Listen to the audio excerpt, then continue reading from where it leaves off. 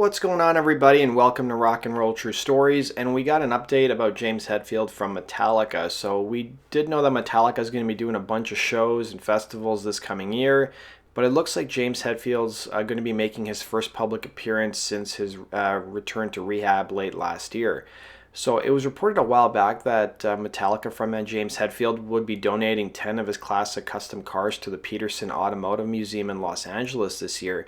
And it also appears that Hetfield himself will be making his first public appearance since announcing he was checking into rehab late last year. So he will be appearing at the opening night of festivities at the museum in Los Angeles, taking time to participate in a chat and auction off 2 of his ESP guitars. And the appearance will take place on January 30th of this month, and it's called the Reclaimed Rust the James Hetfield Collection. Now, if you guys want to see the full list of vehicles, I've put the link down below. And if you guys are interested in picking up tickets to the event, I've also included a link down below as well for you guys to go check out. But it looks like 2020 is going to be a pretty busy year for Metallica. They're going to be playing a show on March 28th. It's as part of their foundation, the All Within My Hands Helping Hands concert and auction, which is going to take place in San Francisco. And then they're going to be hitting South America in April. And then they'll be coming back through the States to play some shows as well as some festivals as well. So they're going to be pretty much touring and doing that kind of stuff until October of this year. And then we've also got some Ozzy news. So of course Ozzy released the self-titled track from his upcoming record Ordinary Man, which drops late next month. And if you guys haven't checked it out, go check it out. It features Elton John. It's got Slash on it, who plays 2 guitar solos. And then, of course, it's got his backing band, 2 featuring Duff McKagan from Guns N' Roses and Chad Smith of the Chili Peppers. It's very Beatles-esque.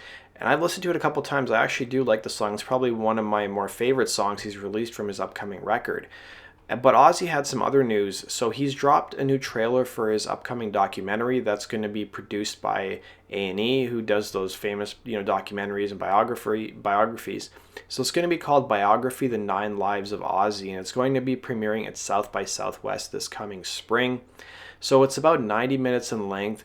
And like I said before, it's produced by A&E as part of its biography series. It's going to follow the life and career of the former Black Sabbath singer, going all the way from his childhood to going through Black Sabbath to his solo stardom, all the way to finding reality TV success.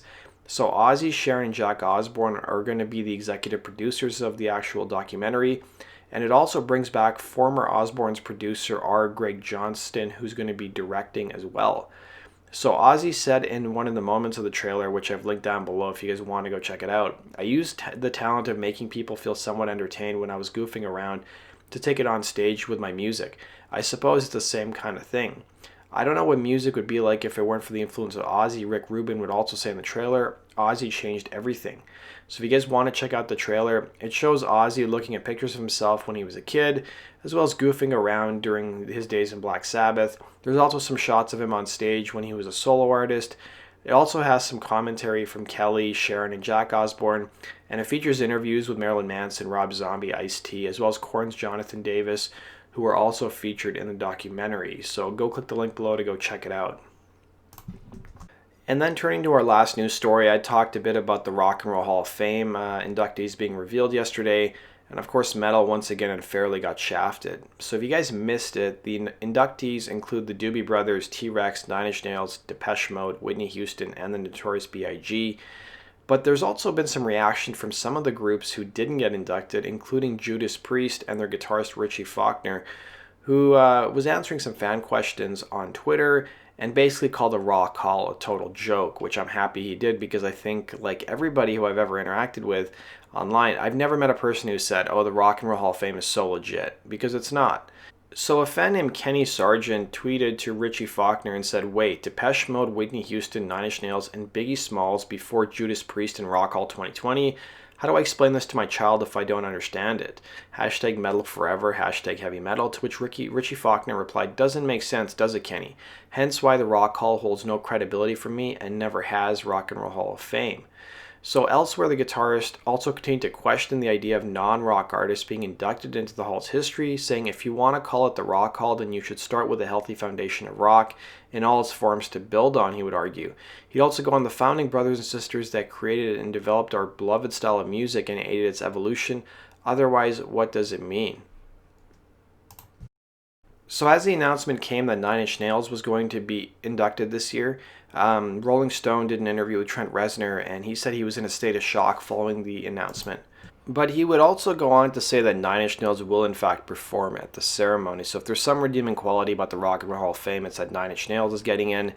But they haven't revealed who would be inducting Nine Inch Nails. As far as the stories I've read, it seems like the Rock Hall chooses who does all the inductees. Because if you guys remember the Steve Miller incident where he got inducted and then the Black Keys inducted him, he came out and bashed the Rock Hall, said he had no say over who would induct him, and he wasn't even familiar with who the Black Keys were. So that does it for today's video, guys. Thanks for watching. Be sure to hit the like button and subscribe.